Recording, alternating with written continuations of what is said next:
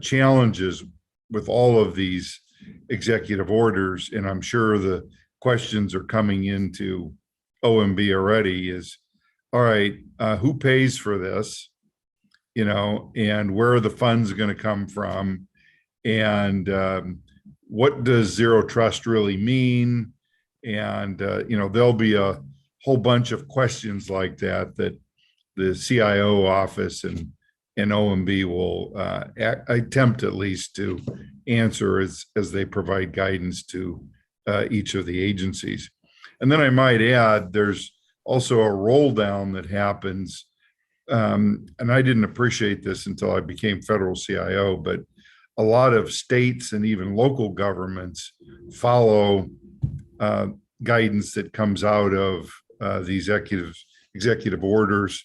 A lot of states actually rely on federal grants and those kinds of things for their IT and cyber in particular. So I would expect that there'll be some flow down even below the federal level as a result of this order. Does that also play into federal contractors as well? Would they be subject to these sorts of things? The answer there is it depends. I would expect naturally that some agencies will start to write contracts and include zero trust provisions in the contracts. What'll happen probably first is there'll be provisions for people to asking contractors, federal contractors who are doing work for the federal government to disclose their zero trust practices and policies and technologies.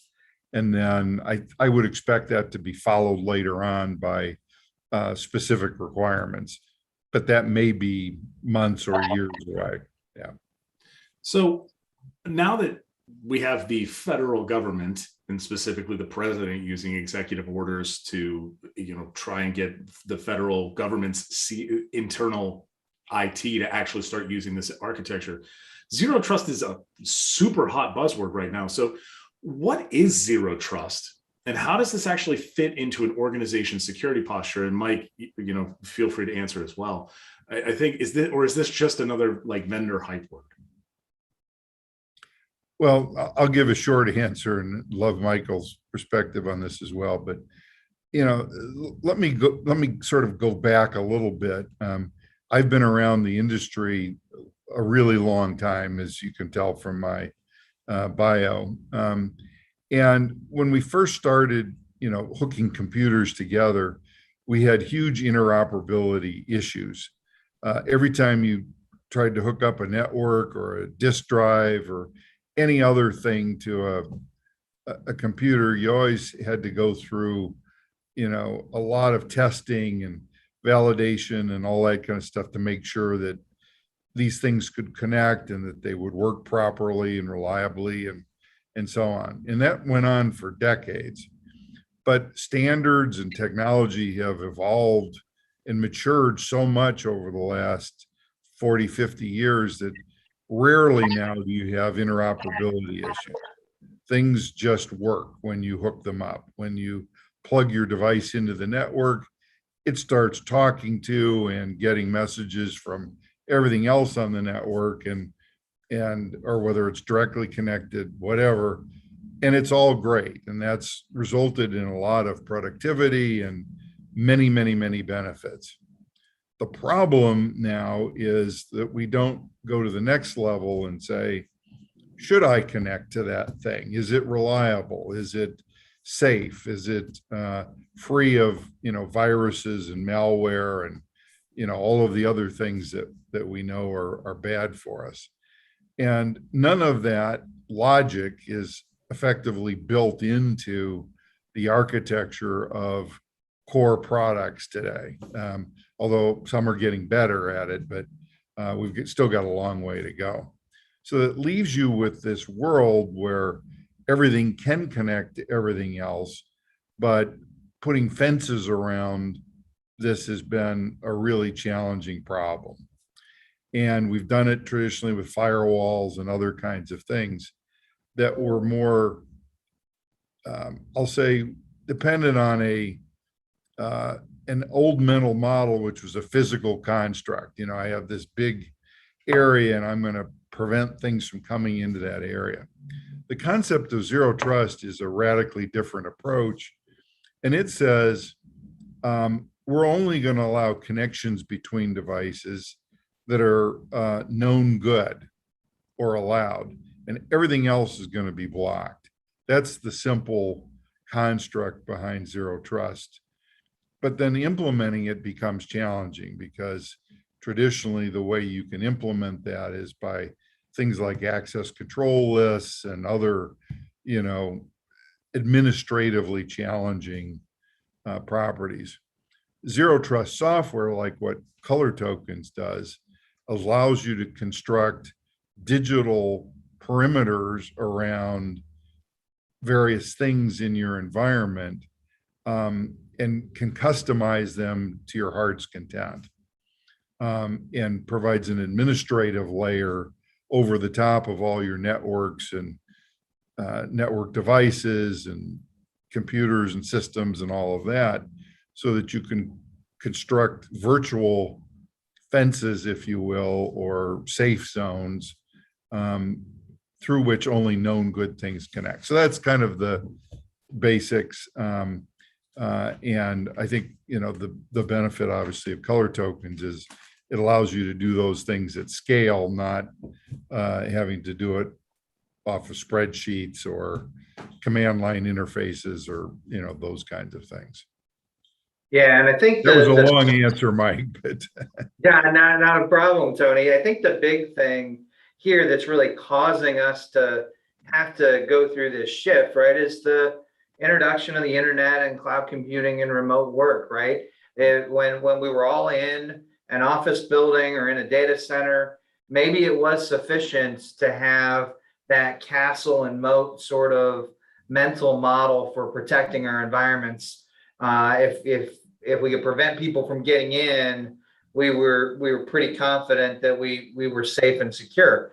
But in today's world, where our infrastructure may be on 3 different cloud environments, and our workers may be all across the country or all across the world, it really requires this sort of rethinking of the security mental models. And that's what I think zero trust really is all about. It's about us as an industry rethinking the mental models that we use around security, and then figuring out how to implement that in new and different ways. And I think I want to raise one other point here too, which I think is super important in terms of how we think about this from a mental model perspective. A lot of the older technology was designed to prevent bad stuff from coming in, but wasn't very effective in terms of the precious assets that we have, which is now commonly our data and other precious objects. Wasn't really good at protecting that from getting out. And I like to use the analogy of a retail store. Most of the time the problem is not bad guys coming into the store, it's bad guys carrying things out of the store, shoplifting and what have you. And you also have the problem of insider threats now that increasingly is an issue as well. And so the traditional technologies frankly just don't work well against that exfiltration problem of digital information. And again, that's where zero trust can play a much bigger role and protect not only incoming, but also manage the outgoing problem as well. So Tony, Nist just released a zero trust framework. So what does that entail? Because obviously the executive order that just went out says to go use this. So what does Nist have in this framework that is, and what are they telling these various agencies and potentially flow down to state, local, education, and contractor level? How does that sort of play into all of that? Well, I love the folks at Nist because what they really do is they set up the standards and the framework, which is globally recognized as the authoritative thing, no matter what it is you're talking about. So if you're talking about how long a mile is, or, what a pound is, or, the weight of something, or any kind of measurement or standard. They're kind of, as I would say, the gold standard for all of these things. And so what I like about Nist is they've taken this pretty broad topic and distilled it down to some core elements that I think every technology provider and everybody who's involved in this area, can sort of rally around and say, this is the core set of things that are important when we're talking about zero trust. And so I think the benefit is it's sort of a way, if you will, of enabling better communication, so that when I say zero trust, Michael knows exactly what we're talking about, and vice versa, versus architecture or some other thing that might claim to be zero trust, but really is, yesterday's rewarmed, something else. So basically, well, and I would just say, quite frankly, that's not been the situation in our industry for the last number of years. If Tony said zero trust, what he was talking about was likely different than what I was talking about when it said zero trust, right? This new Nist framework, which I believe was released late last year, gives us as an industry for the first time really a clear guidance as to what zero trust means. It lays out a definition. It lays out a couple of key approaches that you need to have in order to enable zero trust. And then it talks you through a little bit of a workflow that you should consider in the context of zero trust. And that's really powerful. When Nist did this for our industry, AJ and I are in the cloud computing industry, when Nist set the standards for cloud, so many years ago, it really moved the ball forward for the industry. And I think Nist stepping in and setting these standards for zero trust, I think are going to make a considerable impact on our industry, make sure that we're all talking about the same thing, and we're able to really put in place some core capabilities that are going to keep our environment safe and secure.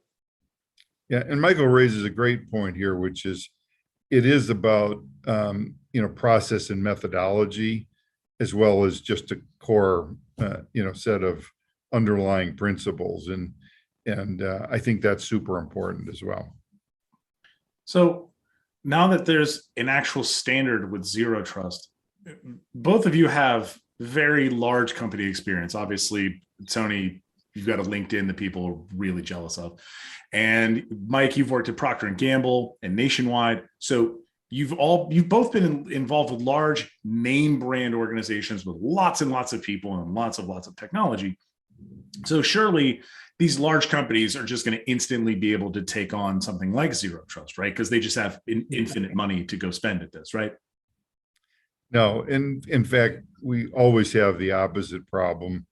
I'll remind you that when I became CIO of the federal government, shortly afterwards, we had the OPM breach. And when we looked at that, we discovered that the way the bad guys got in was credentials were compromised, and two-factor, which had been required for at least 10 years before that, wasn't actually being used.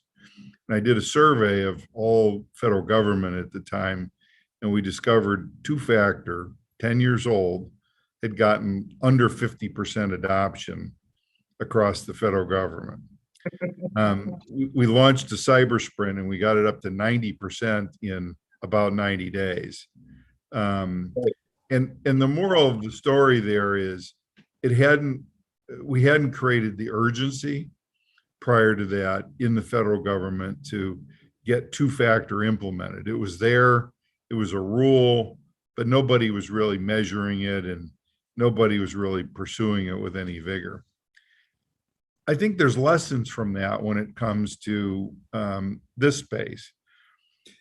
If my successors start to measure zero trust implementation in the federal government, I think you'll see it make a lot more progress than if it just sits there on the books, as one of the, 150 other things that you're supposed to do. And I think we'll find out over the next couple of years, what kind of priority gets put on this. I hope it's high. And I hope, we make a lot more progress than 50% adoption in 10 years. And is that just a prioritization thing where it's like, hey, Yeah. we want to do this, but there's other stuff that comes up, and this kind of falls into what we at Expedient like to call, the keeping the lights on work that no one wants to do. Well, yeah, and I think there's some unique challenges in the federal government space that probably don't exist in the corporate space. We have this unique thing in the federal government called continuing resolutions that seem to happen every couple of years that essentially put a freeze on any new activity during the period of time that the CR is in effect. So imagine a world where you're told, hurry up, and then stop. And it stopped for an unknown period of time, and then hurry up. And how come you didn't get all the work done that you originally committed to, even though we told you to stop? That's not the normal behavior in a corporate environment, but I don't know. I've worked in a couple of places that'll do that from time to time. well, and then, also in the federal government, you have complete, almost 100% leadership changes every 2 to 4 years. So the new team coming in often has, things that they want to get done that take priority over things that the old team wanted to get done. And so that creates some new challenges as well. But, even in the corporate environment, you have pretty much a massive set of things, and it's kind of like trying to swallow an elephant whole. You can't do it. You got to take a bite at a time and figure out a way to get started.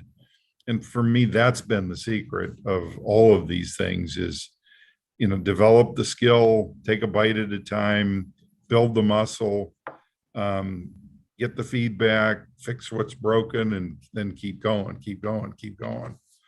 And then I think you get there. So Yeah, I think for me, in my experience of both P&G and Nationwide, it was very similar, Tony.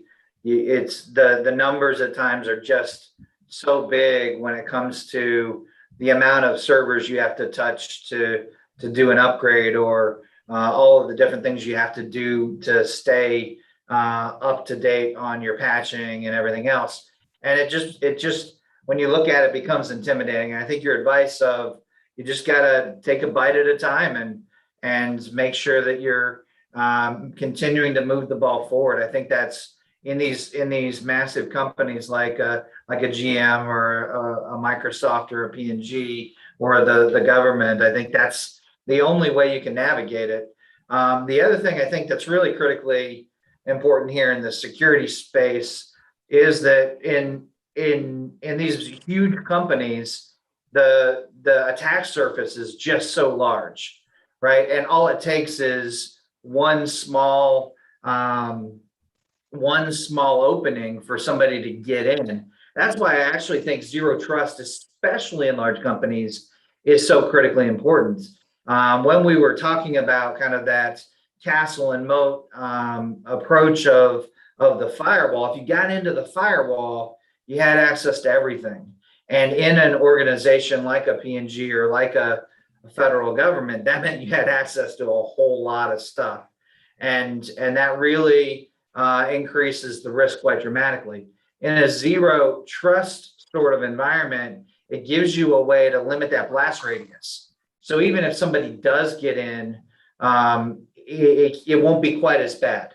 And so it helps you to navigate some of those challenges in really big companies in a different way. I think to your point on the working through this and the tumultuous environment of a government where leadership is changing every 2 to 4 years, to me, that's where the power of a framework like Nist becomes really, really important. Being able to leverage Nist zero trust framework means that when leaders change from one to another, and in the corporate world, CIO tenure is only 2.5, 3 years, or that's at least what it used to be. I don't know what it is now. But when there's a framework where everybody's on the same page, it helps make some of those leadership transitions a little bit less impactful to trying to put together a good security posture. Exactly right. So what sort of steps can an organization take to actually improve their security posture and work towards this zero trust architecture? Because it's not just a tooling thing. You've both mentioned that there's a people and a process angle to this. So how does an organization actually start to take on this sort of architecture? Well, my advice is I think we just talked about it, is start small. Find an area, maybe it's human resources, maybe it's your product development teams. It's going to vary depending on the kind of organization, but start learning, implement this. This is all about microsegmentation, another term for some of the approaches that are used in zero trust, and figuring out what works. Most of these tools have what we call an observe mode, where you can set up these theoretical boundaries and so on, and see what would break without actually breaking them. And that's important. That's an important step. It's kind of like the old adage, aim, then shoot. This is ready, aim, shoot, kind of a philosophy here. So do a plan, set it up, go in observe mode. And then when you're very comfortable that you understand what's going on and what might break, then you can go into enforce mode and actually start creating the secure zones, whatever they may be in your environment. And then that exercise will give you lots of learning to then expand into bigger and bigger parts of the network and the organization. And that's the only way I know, practically speaking, to get started.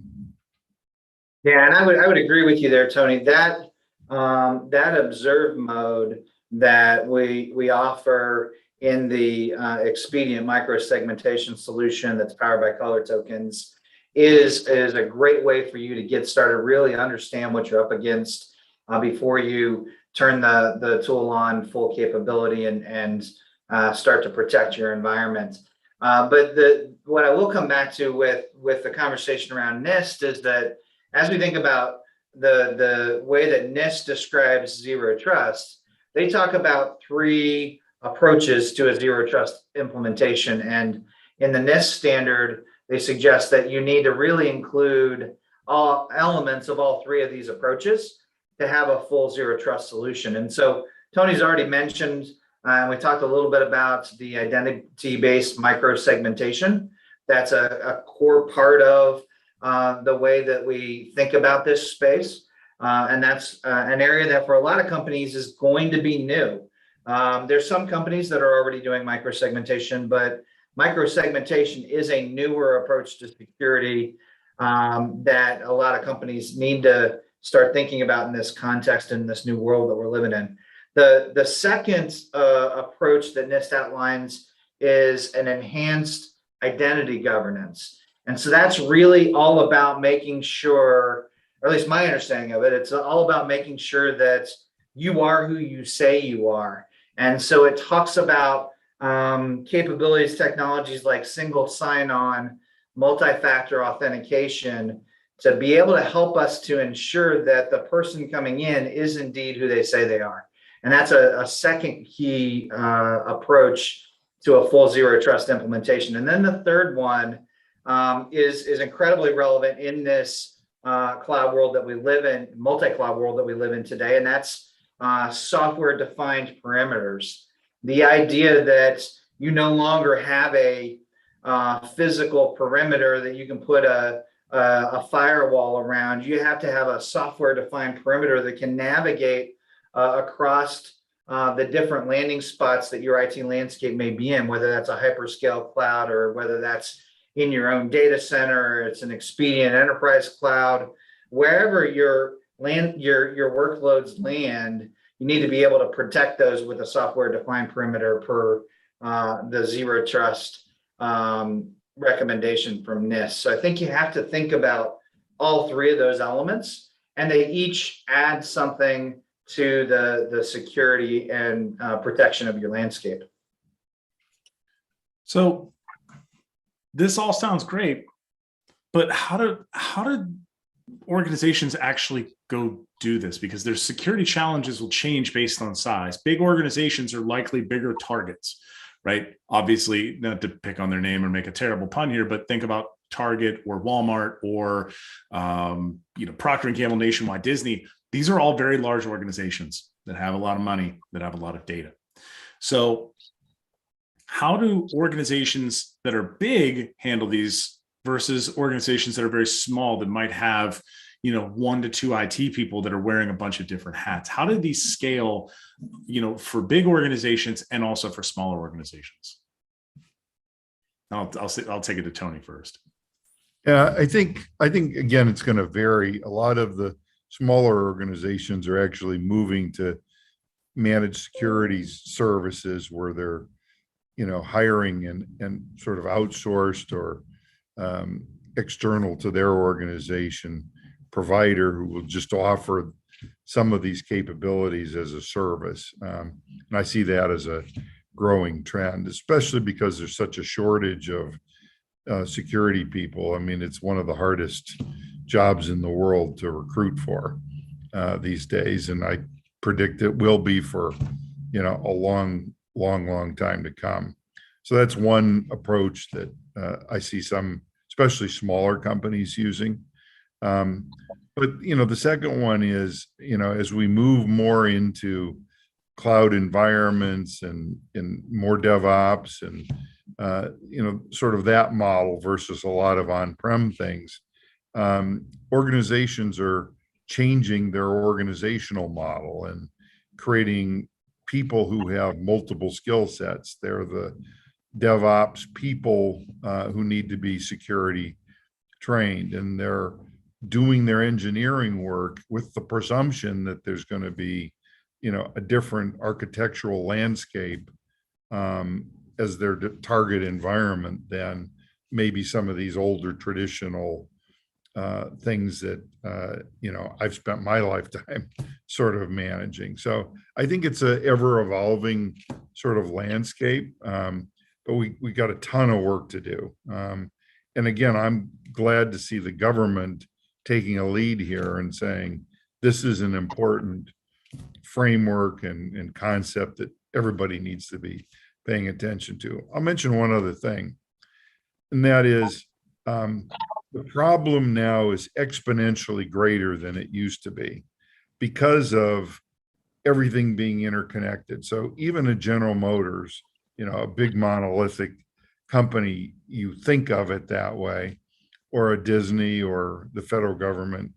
What it really is a collection of network capabilities that we rely on a supply chain to provide much of what we do. So it's not just, my network at Disney or my network at Microsoft. It's really this broader ecosystem of suppliers and customers and, joint venture partners. And, it's a spider web, if you will, of things that I have to manage. And so implementing zero trust in that context is very different than, the challenge I might have had 30 years ago where I controlled everything directly myself. And so that requires, collaboration between everybody I'm connected to on the web as well. And I think we've got some more work to do on that.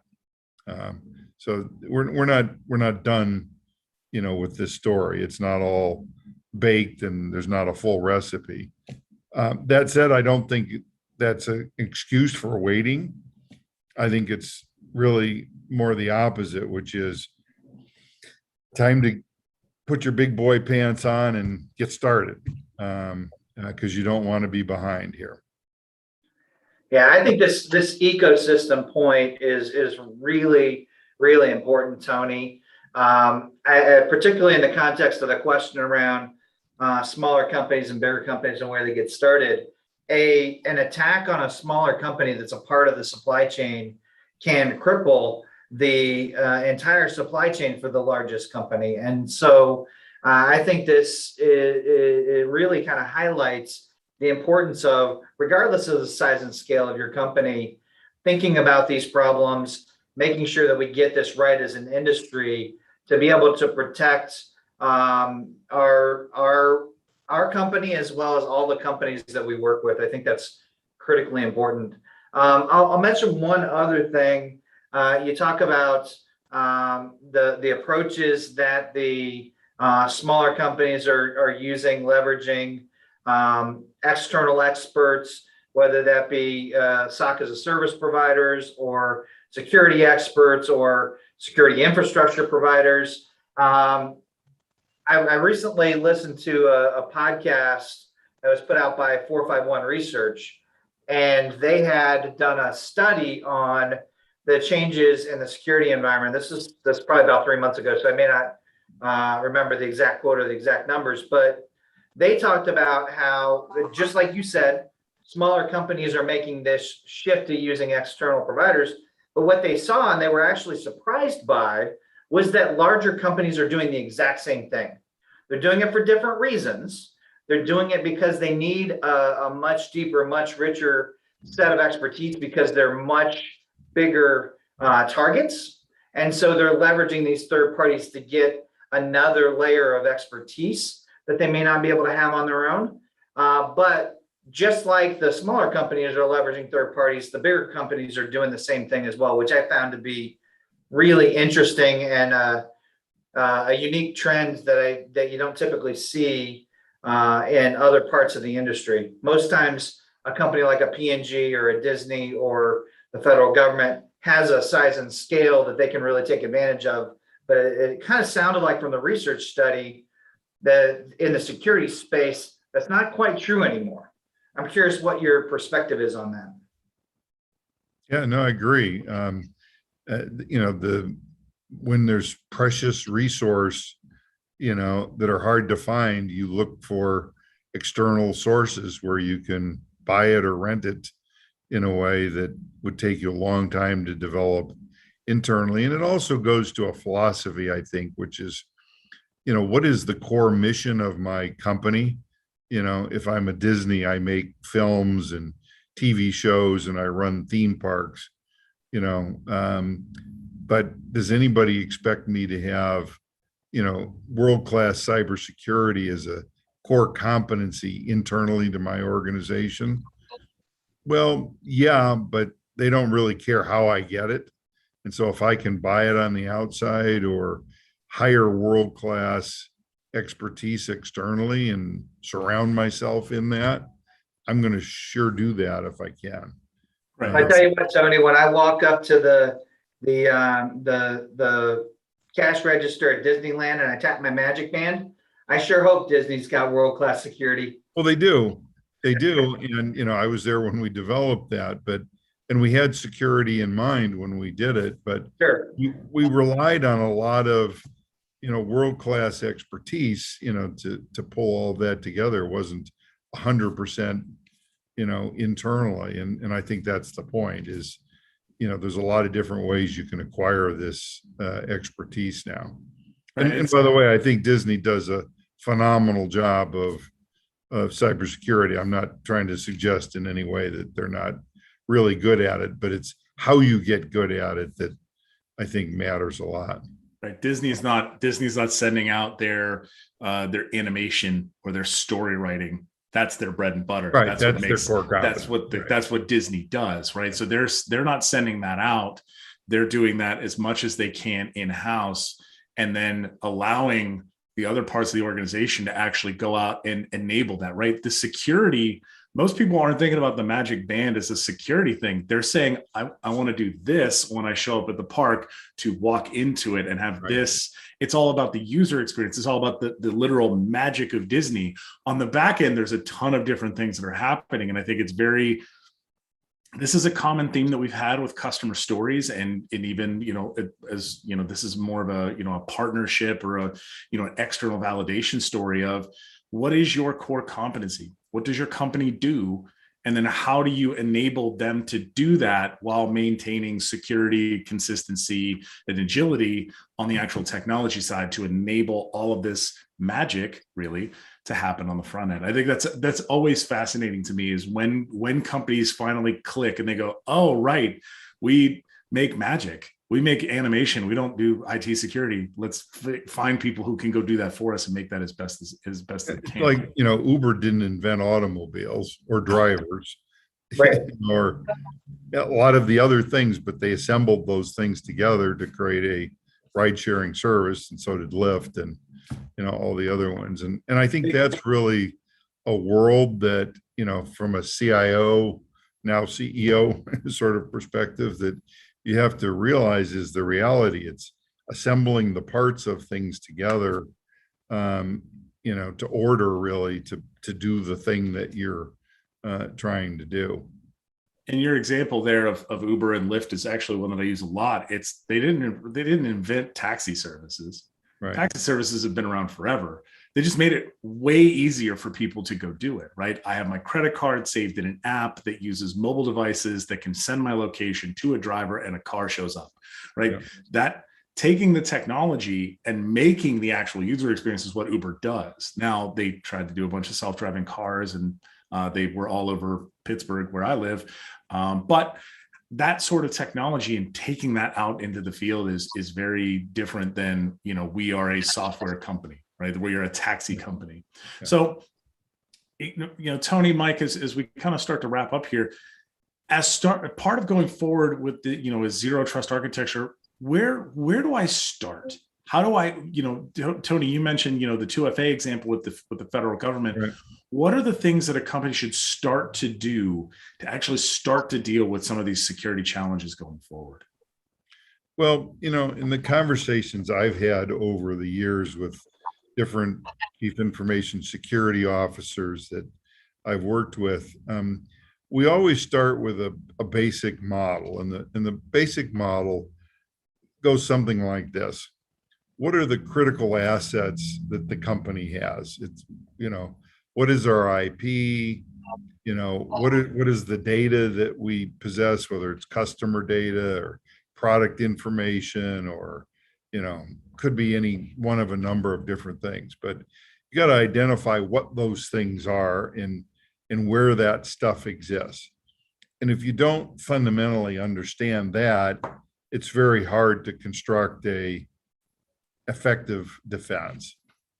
The second thing that you have to do is understand who might, what kind of actors and what kind of folks might be interested in getting that data, compromising it, and so on. And then you can start to build, the zero trust framework around those assets and segmenting things in a way that makes sense.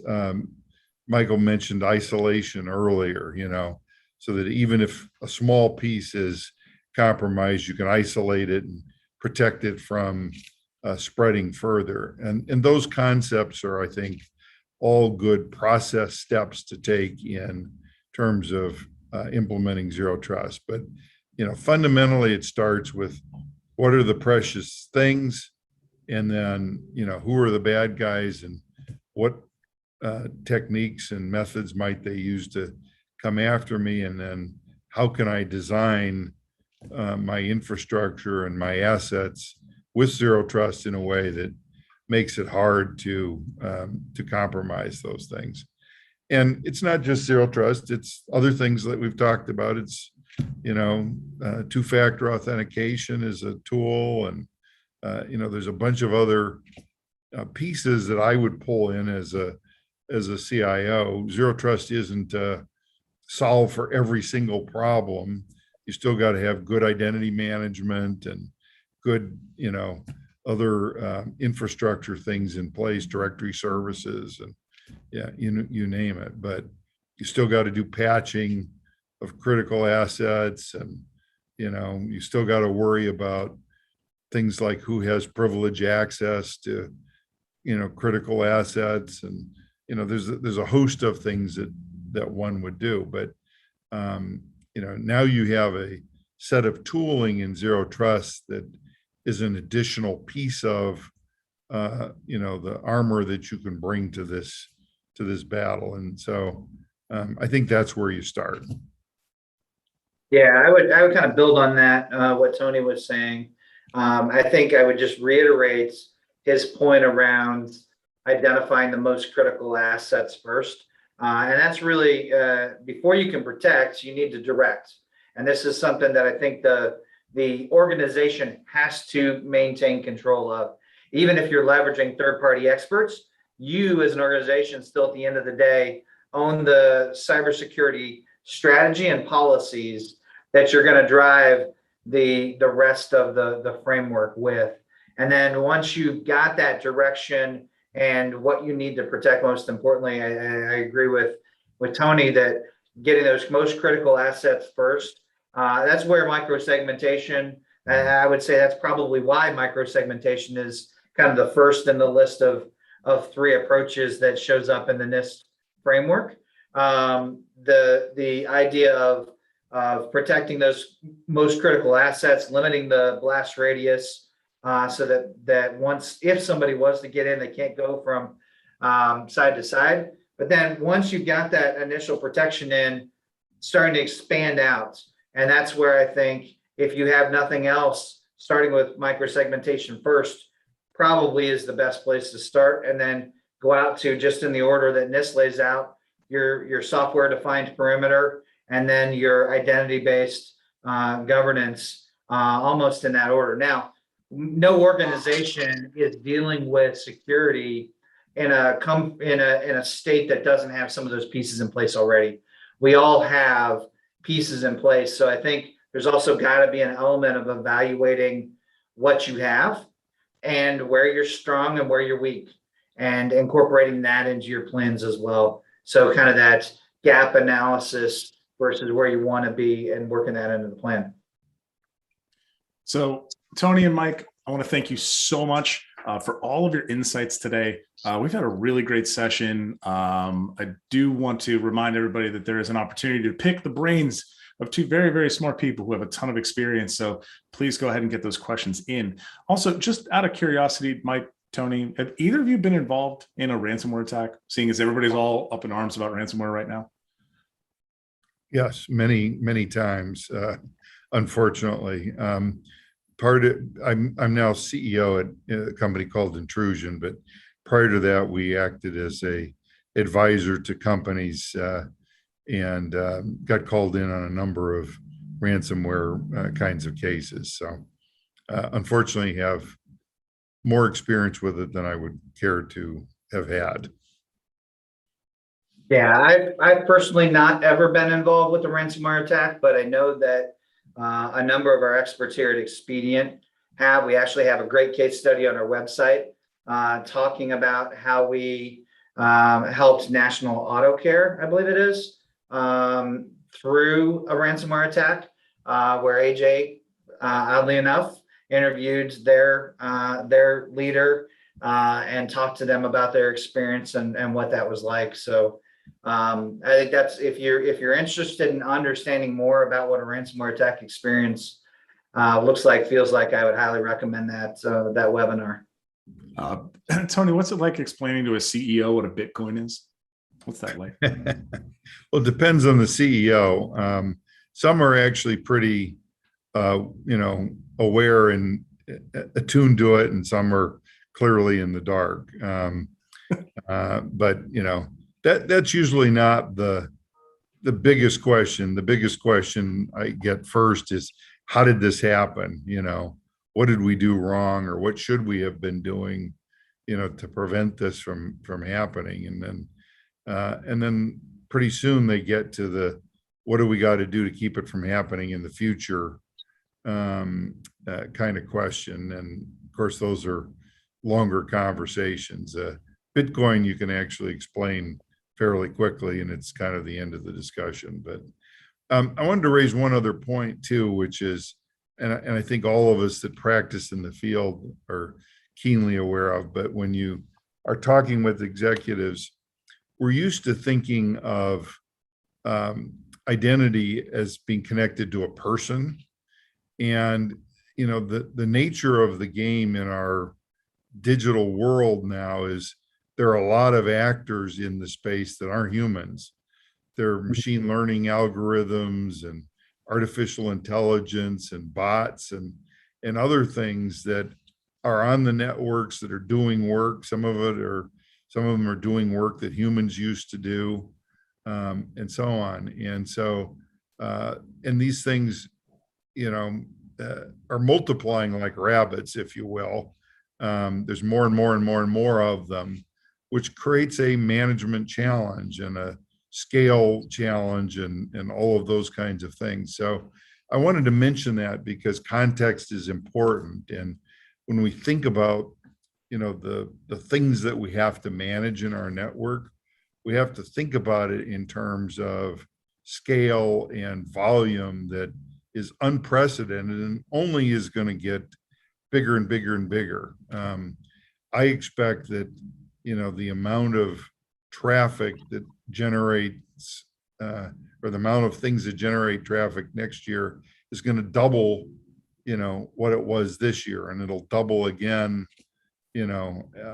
shortly after that. So, we got some scale things that we're going to have to contend with as we go forward, and that's another good reason to get started with this zero trust approach. So Tony, AJ, if we don't have any other questions, I have a couple. First, Tony, you mentioned you're a board member at ColorTokens, as well as you're now, as of a couple of days ago, CEO of a new company. Yeah. Do you mind sharing a little bit about ColorTokens and who they are, as well as tell us a little bit about your new company? Sure. Well, I first saw ColorTokens shortly after I left the White House, and we were looking at innovative. So we do consulting work, and then we also had a venture capital investing firm that was investing in early stage cybersecurity. So I ran across ColorTokens when we were doing some looking around for innovative cybersecurity technology. And what impressed me with ColorTokens was their approach in terms of how to scale zero trust in a way that's manageable by humans. And so they have a visualization engine and a set of technologies that make it much easier to manage at scale, and specifically address some of these problems I was just talking about. And so over the last couple of years, I've seen the product mature. I've seen customer growth start to happen, and I've seen the beneficial effects of what zero trust can do in large retail environments and large, manufacturing and large financial services customers. And I liked everything I saw, and eventually they asked me if I would join the board. Let me just mention Intrusion a bit. We've been around for a number of years. Much of our work up till now has been in the federal government in a classified sort of environment, but we do have now a commercial product called Intrusion Shield, and it's different than other intrusion detection and prevention systems in that we don't use classic signature kind of technology to determine who's good and bad. We do it by reputation, and we have a history of domains and IP addresses globally. And when you have that kind of history, you can sort of track good and bad activity over time and develop reputation for, what are good IP addresses and good domain names and people that are healthy versus unhealthy, or dangerous versus not so dangerous, and so on. And so our technology works in a way that allows you to screen traffic coming in and out of your domains based on reputation rather than on signatures. And the bottom line of all that is it's very effective for 0-day kinds of events that might not have a signature yet, and so on. But subject for another whole conversation. So, yeah, honestly, Tony, we'd love to have you back to talk through, what you're doing with Intrusion and kind of, maybe an update going forward. Tony, thank you so much for joining us. Michael, again, thank you so much for joining us as well. This has been a really great conversation. This will be available on our YouTube page, youtube.com/expedient, go.expedient.com/webinar replays. You can also follow ColorTokens at twitter.com/ColorTokensInc. Tony Scott is at Tony Scott CIO, and he should be changing his Twitter handle to Tony Scott CEO probably soon. So you might need to, follow him now so that you can follow the name change. That's how social media works. I want to thank you all for joining us. We will be back next month. We have another session coming up with ColorTokens. I'm very excited. You'll learn more about that. Keep an eye on your email inboxes, and we will see you next time. Thanks.